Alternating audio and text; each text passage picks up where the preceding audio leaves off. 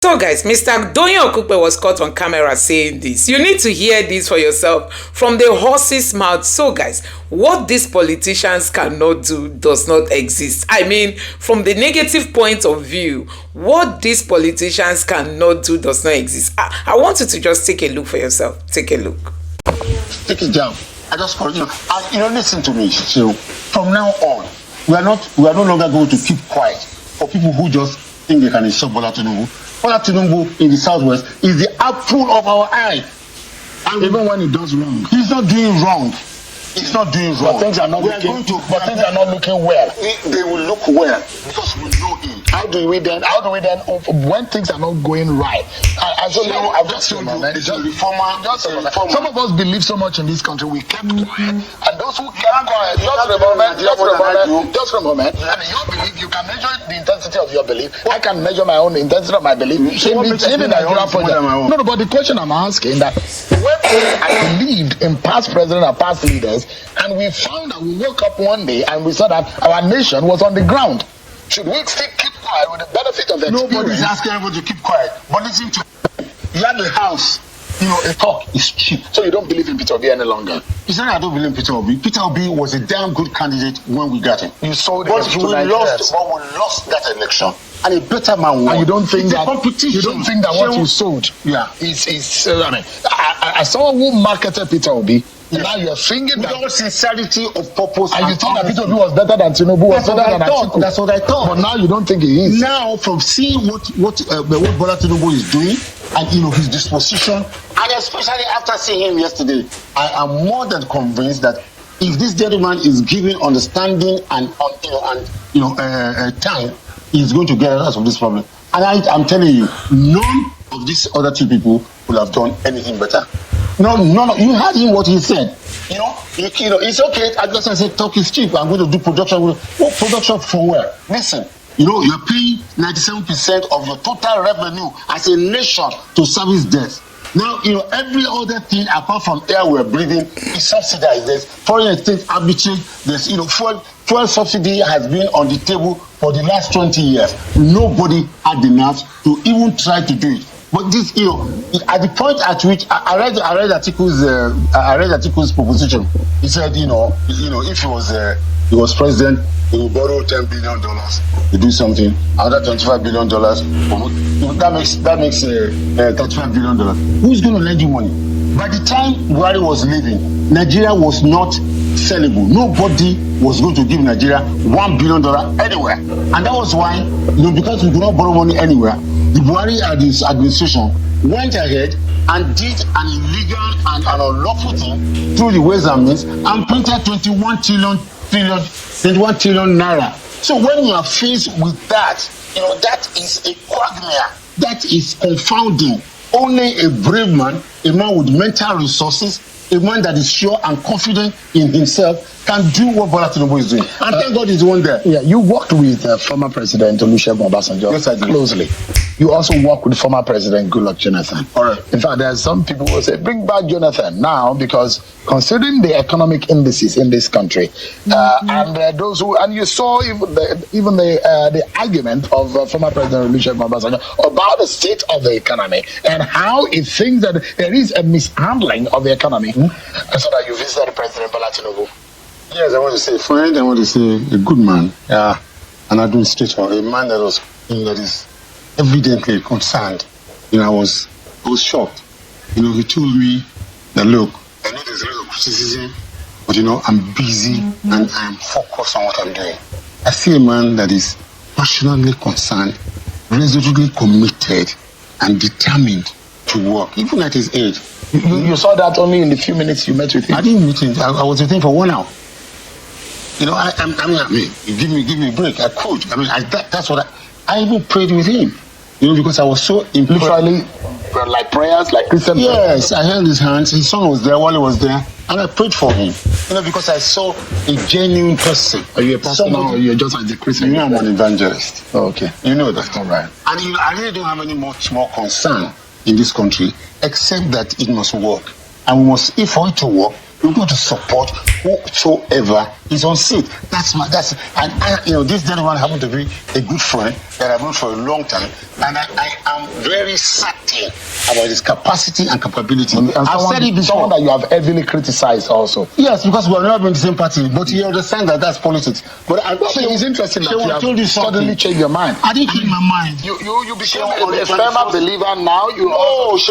When I came out, your political standpoint. No, sir. When I came out to run for president under PDP, you will recall, let anybody go and check my Twitter space. On the 21st of March, 2022, I said, if Bola Tinubu wins the nomination of the APC, he's going to do well. I said that. Do you think he's doing well right now? He's doing exceedingly well, and he's going to do much, much better. Bola Tinubu needs understanding, not undermining. Okay. He needs. Okay. Just a little of. Let's put things in perspective. Yeah. So that we don't offend the sensibility of our viewers, and I wouldn't like any of my guests on the program. I'm giving my own opinion. Yeah. But your opinion is not gospel. It's not. It might not be factual. It cannot. You cannot say it's not factual. So when you say that, and that's why I wanted you to take a pause to explain what you meant by the fact that the Bola Tinubu government is doing very well. He's doing well. So what do you mean well? I told you, Shehu. Even in what sense? Shehu, I told you before. By benefit of hindsight now, and thank God, Almighty God is all wise. Of all the three major candidates that ran for that election, none of them, except Bola Tinubu, could have faced this quagmire in which we are, would have had the heart to breast it and the knowledge and the resources to do what he's doing. I am telling you for a fact. Doesn't this sound like a betrayal to a man you said was the best man for the job? Peter Obi. I spoke English. I said, and I'm responding in English. I said by the benefit of hindsight. Now the question is that what has changed? There's no betrayal. What have you seen that is different now? And Peter Obi has been explaining how there is a derailment in the policy direction of this government. What he thought he was going to do and do differently in the handling of the economic policies and the policies and governance direction. Peter Obi told you what he will do if he was president? Has he told you? Yeah, he said it. What did he say? He said it. He said he was going to do differently. He's going to focus on productivity. Yeah. He's going to focus on production. He's going to make Nigerians work. When they formed the APC, I told the Nigerians that this was a conglomeration of immiscible liquid. You are only a Tinubu believer. You are not an APC. I'm not APC. I will never be APC. What changed? You went to the villa. You suddenly just changed. Right? No, I have been defending this administration even ever before I went to the villa. I have not seen Tinubu with my eyes except yesterday for the last 8 years. And you think he's a messiah now? He's not a messiah, but he's a man that is ready to work. He's a man that is dutiful, and luckily he's endowed mentally. And what do you think Nigerians who are suffering, who are feeling the hardship now, how do you think they will see you and perceive you now? It's nothing to do with me. Am I in government? No, but you are defending and saying this is the best that could have happened to Nigeria. Based on the knowledge, facts, and information that I have, and knowing fully well that anybody who came into government in 2023 and did not do what Bola Tinubu is doing will have been a major of patriotic. So he's breaking the ice. He's doing a tough job. With his head. I told him, with his head. He's breaking the ice with his head. I'm breaking the coconut also. He's breaking everything. He's breaking everything. But to what end? We just need. Are we seeing the result? The results are coming. The results are showing. When will they come? They are showing gradually. They are showing. Look, I'm a farmer now. I farm. Look. Even the simplest thing you do is more lucrative than medicine. Let's take a break now, Doctor. After this break, so much to talk about. There is a particular statement that Dr. Okupe was saying about Peter Obi. I'm wondering why he said so, and what has really caught up his mind about those kind of narrative in this line of thought. We'll be back on the state of the nation and the way forward. So, you are defending some of what we're seeing today in the country, and those who, for example, will say to you, Dr. Okupe, if you are saying that what we have on the ground, it's a difficult situation. The president has said, look, we breast it. He's asking for the job, or he asks for the job, and he's up to the task. But the indices are not, and the livelihood of Nigerians, those who are going through this tough situation, are saying that this is not what they bargained for. The government brought the GDP to the fourth in Africa under this government, under that 18 months that we're talking about. How then do you want to tell Nigerians that this is actually working? You know, when I check the history of reform, you know, there are very few presidents who we can call reformers in the world and in history. You know, when you check the history of reform, there's no reform that gets the result in 9 months. It's not a microwave. That's the truth. Lincoln will, you know, anybody go and check the history. You know, when you are president and you decide to embark on reform, what you need to do, which I'm not too sure, or the Tinubu is doing well, is you must keep communicating. You must keep talking to the people. They are failing in that respect. You must keep telling them, look, what do you communicate then? If you're working hard or you are doing well and it's showing the lives of the people, isn't that the best communication? You've got to see, you can envision the light at the end of the tunnel. But they're not wearing your prisms or glasses. You have to make them to see it through your eyes, what you're doing. I have seen it because the benefit of my position, my understanding and exposure. But the people must know. So it's going to take, and I don't think it's going to take too long from now. But if we do not go through this tough time, the country would have collapsed. So believe me for this, and it will be much more serious than what we're facing. You took heat at your former principal, Mr. Peter Obi. I didn't take a hit. No. You said him. You criticized him on Twitter based on his comment on an online. I corrected him. I cannot hate Peter Obi. I am sentimentally attached to Peter Obi. Peter Obi. How do you balance it? Listen, you're attached to Peter Obi. Hold on now. Tinubu. Peter Obi was my project. And I am part and parcel of those who built Peter Obi up. I can't publicly denigrate that or break down that house. No, I won't do it. But when the sensibilities of some of us are affected, we, especially when it becomes a zonal matter. I mean, when you take the entire Yoruba race, you call them out. I'm an elder statesman and primarily first and foremost a Yoruba man. But if I cannot speak the truth at my age, then there's no point to live. What Peter Obi said was wrong. To say that a Milokon, they should not ask people in Ogun State whether they are buying bread. When Tinubu said a Milokon, he was not addressing the nation. He was not addressing a rally. He was addressing APC delegates in the premises of Ogun State government who are going to APC convention that they should vote for him. And he said, no. And he was speaking in Yoruba, and there's nothing wrong with that. He said, look, I helped to form this party. I have to do this.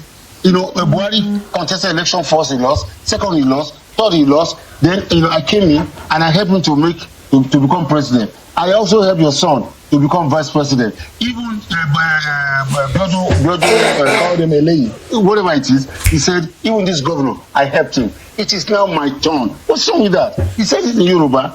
I am the next in line for this office. It's legitimate. It was not tribalistic. It was not, it was not a Yoruba thing. It was just something that said, look, I haven't been this leader that has done so much. I should be given a chance to give a shot at it. So, when Obi makes that statement, it insults us. I was a Yoruba man. I'm not blind and I'm not crazy. I left everything and I followed Obi.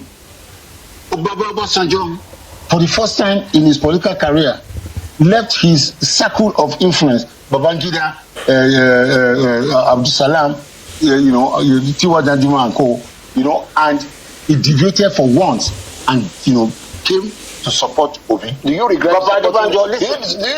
supporting Peter Obi? I don't, because would you do it again? If they say that now there's a problem, I cannot do it again. You know why? Because the reason why I did it was that what we agreed was that a southern president must emerge. All right, and but that's what I'm telling you. Babadibanjo called me and said, if a southern president must emerge, which is when must it come? Let's be honest and truthful. I said Southeast. Let's support them. Now, if all this, or Chitoku, all of us, if all these eminent Yoruba people supported you, why now bring us down publicly? It's wrong. That's what I did. I didn't take a jab. I just called, and listen to me. So from now on, we are no longer going to keep quiet for people who just think they can insult Bola Tinubu. Bola Tinubu in the southwest is the apple of our eye. Even when he does wrong. He's not doing wrong. He's not doing wrong. But things are not looking well. They will look well because we know him. How do we then when things are not going right? I've just told you, some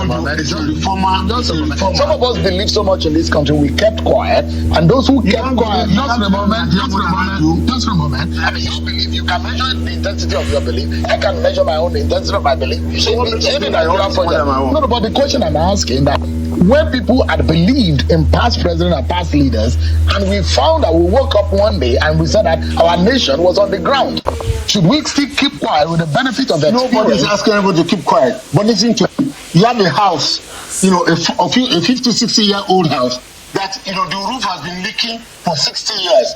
And now at the 60th year, you now come and say, this is too much now. But if the leak is now more than what it was before. Nobody repaired the roofs. And now, somebody now comes in, and in 1 year, you say, So you're doing more of an ethnic protection rather than the national protection. That's not true. You said it's the apple of your eyes as even when it does wrong. I didn't say when it does wrong. I'm qualifying this personality. You cannot take Yoruba-ness from me now. All my life, I have been a nationalist. I have never done Yoruba party. I have never done Yoruba party. I have always aligned even with the North. Don't bring this type of thing. We have passed this stage. We have. But what we are concerned about is that at some point, people are concerned and emotional about what tribe, what region the president comes from. For some of us, we don't care. What we care about is who can fix this nation. We can get this nation on the right track. In some other tribes, we fix this nation. Take that to the bank. Bola Tinubu will fix this nation. The problem with you young people is that they want a microwave solution. It's not going to happen. It's not going to happen. Bola Tinubu is not a fool. He knows that if he doesn't do this thing well, between now and 2027, he doesn't have a chance. Is he thinking about re-election? When he spoke to you, I didn't ask him. Do you think he has a chance from what you're saying today? Listen to me, Sean. You are not going to like what I'm about to say. In this country, we have an agreement.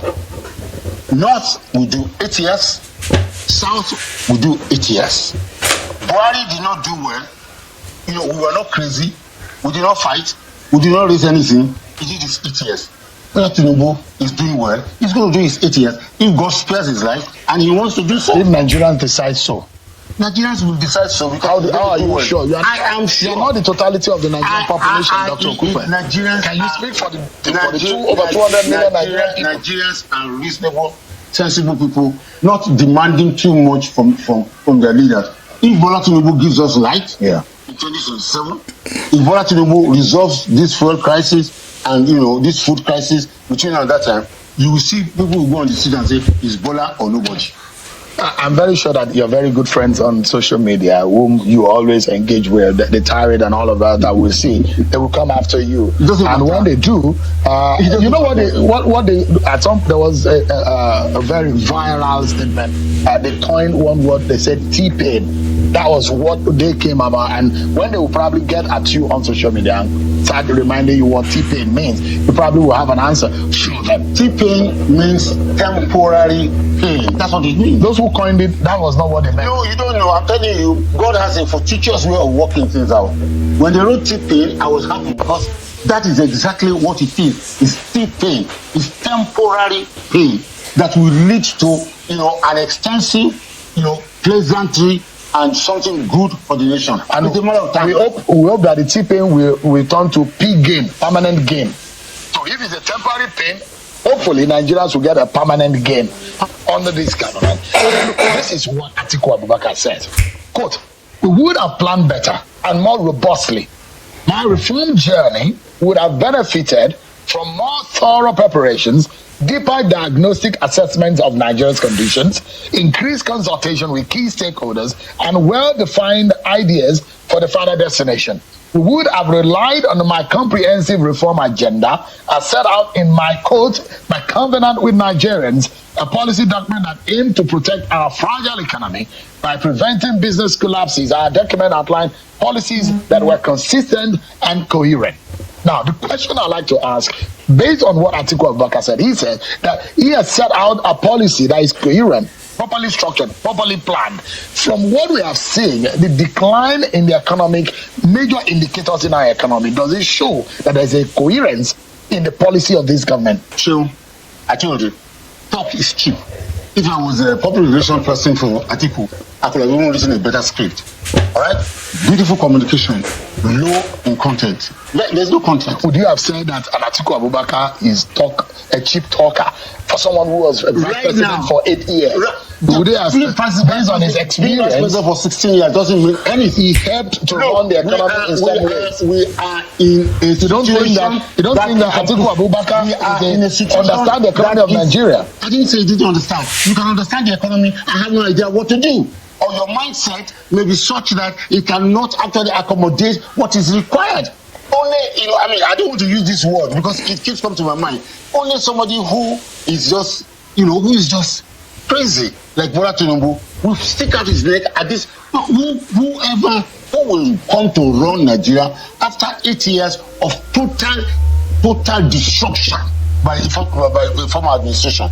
But yes, I think we didn't talk about this yesterday, but I'm sure he has that on his mind that I brought Buhari, and so I may have to take some part of responsibility. But then Yoruba people say, I like them to be your money. I will do the work. The fact that he brought Buhari and Buhari didn't do well, you can't kill him for that. But I think Nigerians have been unfair. This gentleman has been here for 17 months only. There was the man that was here for 18 months and for 80 years. Nobody asked any questions. Nobody said anything. Now this one is there for 1 year, and you're asking, why is he not correcting the ills of 40 years? Well, who does that? From where? So let's put things into perspective. Yes, Dr. Okupe. And when you say Nigerians are being unfair, in what? Some Nigerians. Because is it a fact that they're asking for prices of food are high, and in the manner in which things have gone and spiraled, actually, would you say Nigerians are being unreasonable? Not unreasonable. Just a moment. Those who are unable to feed, those who are unable to send their children to school, those who are unable to put fuel in their vehicles, those who were buying petrol at less than 500 naira, who are now buying it at almost 1,000 naira, those who are buying tomato at double the price or triple the price they were buying it 1 year ago, those who cannot send their children to school any longer because the school fees had gone through the roof. Would you say those are unfair and unreasonable when they talk and say things are difficult? Is there a realization, Doc? Is there a realization that things are difficult? It would have been easier for Bola Tinubu to come into the government and continue printing money and continue looking for where to borrow money, and then we keep looking as if we're fine, and then the whole roof comes down and we become in Venezuela or Somalia, God forbid, where people without any gun will by on their own emigrate and run out of this nation. Listen, I'm a doctor, right? I'm a medical practitioner by training. In surgery for a lot of years. Some people have said you may not even know where to. That's the stethoscope right now. I have the basics. So sometimes when patients, are critical, and you need to do surgery to remove certain parts of the body, you will have to clamp the source of supply, the arterial supply. You have to clamp it for some time so that the field can be clear. Because if the field is not clear, you cannot operate. So what they are doing now, they are clamping arterial supply, which will make life a little bit uneasy. But when the surgery is over and the clamp is removed, we are going to come back to good times. That is the truth. And I want to tell you something. The opposition must know something. Politics, the campaign is over. Election is over. They should just go back, and go back to the drawing board and plan on how to come back in 2027 to try to take power. Not just just every little thing. So let's give apple for apples, oranges for oranges. Let's make a fair comparison. Correct. Some of us are die-hard fan of the entity called Nigeria, and whoever is in office. I'm in that team. Okay, all right. And I have been even those of you who are on the very long time. All my life, I have served Nigeria. All my life, I have believed in the use of Nigeria. all my life, I have staked everything I have for the country. Now, under the past governments, and when you say that this government is doing very, very well, and it's good for us to put the data and the facts to it. The GDP, in terms of comparison now, Nigeria ranked 4th in the continent by GDP today. Correct. On that basis, you think we're still doing very well? Excuse me. Can you do comparative analysis of GDP concentration in 14 months? Can you show, in all honesty, what was the GDP in 2014 and 2015 when GAG was there? It was about we were number 1. Okay. Then from that time, we cascaded down. We rebased at some point. Yeah, under GEG. Under GEG. Yeah, and we rebased under number 1. Yeah. And we cascaded down. Why are people developing temporary amnesia? That period of ignominy, that period of disaster, that period that nobody can explain. Those 8 missing years when there was no governance in this country. You mean under Buhari? Very clearly. That's it. Let the truth be told. So those why are you? Those who will say under Buhari, you had infrastructure development. Go to the southeast. They will tell you about in this administration is there no infrastructure development. Even in 1 year. In 1 year, this administration has done more than 80% of what Buhari did in 8 years. That cannot be fact. It is a fact. And yesterday I was listening to Umahi. Look, this road, the Ekpe to Calabar road, has been on the pipeline for 25 years. The Sokoto Lagos Badagry one has been there for 50 years. But all these things, somebody is doing something about it, and something is happening. So don't come and talk to me about it. All right. So let's talk about something. Okay, we'll talk about it, Doc, because if things are better, we will know. And you just talking about 17 months. Yeah. 17 months. How much can you do? Just 17 months. Just let me say this to you, Doc, that if you have a gym instructor and you approach a gym instructor at 260 pounds, you weigh 260 pounds, and you tell the gym instructor that I want to go down to 80 pounds, and you have been able to do that in 3, 4, 5 months, it shows improvement. It shows that you have achieved your goal, your target. But if after 3, 4, 5 months of your timeline, you have added 40 pounds, you are now 200 pounds over the 160 pounds. You are not going. You have not gone anywhere. That is not applicable. Economy has applicable to this, and I'm using that as an example. Next, a certain amount of money in the foreign reserve, it has increased it. The foreign debts and local debts that they are owing and obligations, they have paid it. There are times, there was a time when certain airlines will not come to this country, and even those who are coming to this country for their flights, and they are causing a lot of trouble, increasing their prices, but they have paid them 7 billion. They have paid them all. So don't come and tell me that you are. Let me give you another. Let me give you Let me be fair. It is our country. We want this. It is our country. Just a moment, Dr. Okupe. Let us be fair. Bola Tinubu is not the owner of this country. Bola Tinubu is not the owner of this government. Correct. He leads the government. He wants the head of state. Because if he succeeds, he's for me. If anybody is criticizing him, and the conversation we're having, we want our country to be better. Correct. Take a listen to this, sir. There is an average GDP, and Atiku Abubakar is putting this out also in the public. They say, look, under the Obasanjo administration, 6.59% is the GDP growth rate. It peaked at 15% in 2002, 7.98% under the late Yar'Adua administration, and 4.8% under Jonathan, compared to the 2.8% of the Tinubu government. You see, you have done the same trick. What was the GDP under Buhari government? Tell me. You have done the same thing. Is this an APC government? It's nothing to do with APC. 8 years ago, was it an APC government? Me, I don't believe in APC.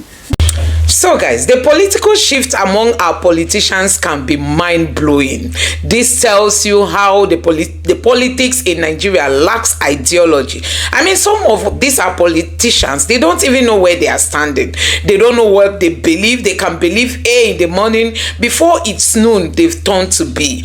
And that tells you why Nigeria is not progressing. I mean, you can't see people who will stand by their word, they will stand by their ideology. Even when the times are hard, the times are good, they don't care. They know what they believe in and they want to stand by that. You hardly see that in the Nigerian politics. What people want to do is, during election, they will come out to tell you this is what they believe. But once election is over, they tend to look for who won the election so that they will go there to get their own cake. They just want to get monetary gain is what is driving the politics in Nigeria. And that is why we keep getting things wrong in this country. I mean, Nigeria cannot be fixed under the kind of political parties and the kind of ideology that they hold. Ideologies that don't even stand the test of time. Ideologies that can't even prove that we are ready for a change. These people come out to tell you this in the morning, before it's evening they've changed their mind. So you can imagine Doyin Okupe, who came out to say he is giving up his plan to run for presidency because he feels Peter Obi is the best man for this job. All of a sudden he is now saying that Tinubu, if that nobody can do what Tinubu is doing in this administration. He's saying that Tinubu is the only person who can solve, the problem that Nigeria has today, that nobody will be able to do what Tinubu is. The way he's even explaining it, describing the kind of work as if Tinubu works 24 hours round the clock. And that if not for the person of Tinubu, I showed Peter Obi's brain cannot carry the kind of tax Tinubu is carrying. Atiku's brain, that one is even a no-go area. That's what this man is trying to tell Nigerians. And that tells you the eye with which these politicians look at Nigerians. That's why when they are given any little opportunity, they tend to misuse it. They tend to use it to work against the masses, even when they know that it is the masses that voted. Anyway, in Nigeria, politicians are never voted for. Their positions are mostly bought. With the help of INEC and the judiciary by your side, you can get to anywhere. And that's why they tell you, if you don't like it, go to court. Because they know they are even the head of the court. So guys, when I watched this video, I was like, God, how did we get here? How did we get to where we are? And you could see the boldness with which he was talking. I mean, the boldness with which he was talking, and the kind of things he was saying, as in no person can beat Tinubu's performance in this country. That's just what Doyin Okupe is saying. And that's just what I just keep, wondering. Is it that these people, they were drunk when they came out to say, okay, this person is right. And now the drunkenness, the effect of the drunkenness just got off them. And they are just realizing that, okay, Peter Obi is no longer fit for this job. Tinubu is the best man for this job. So guys, these are some of the things that keep indicating and showing that Nigeria is not even ripe. Nigeria is not even ready for a change, because she is this kind of leaders that we want to use to change Nigeria. This kind of leaders that will see black and call it red, and they will see red and call it black. These are the kind of leaders that we are thinking that with them Nigeria will progress. No, our focus should be to retire all these people, because they don't mean well for the people. I mean, they don't mean well for Nigerians. These are people just looking for what will enter into their pockets. Okay, he said he went to meet the president. The president is his best friend. He went there only for him to realize that Tinubu is working day and night, and that Peter Obi can never do what Tinubu is doing. In short, the work Tinubu is doing, no other person, none of the other political presidential candidates would have been able to do what Tinubu is doing. And this all coming from Doyin Okupe, a man who once said Peter Obi remains the best man for this job. That's to tell you the kind of politics we play in Nigeria. They use the lives of Nigerians. They use the future of Nigerians. They use everything we are supposed to get as a people. They use it for their own political gain. He's doing all these things for what? So that possibly he might be given a position, or maybe he might gain some monetary benefits from Tinubu or whatsoever. But whatever be the reason, all these things just keep exposing these politicians just for you to know them better. Because if not for all these things, you wouldn't have known that this is the kind of person he is. So guys, let me know what you think about this in the comment section below. Please don't forget to subscribe to the channel and turn on the notification bell. Thank you.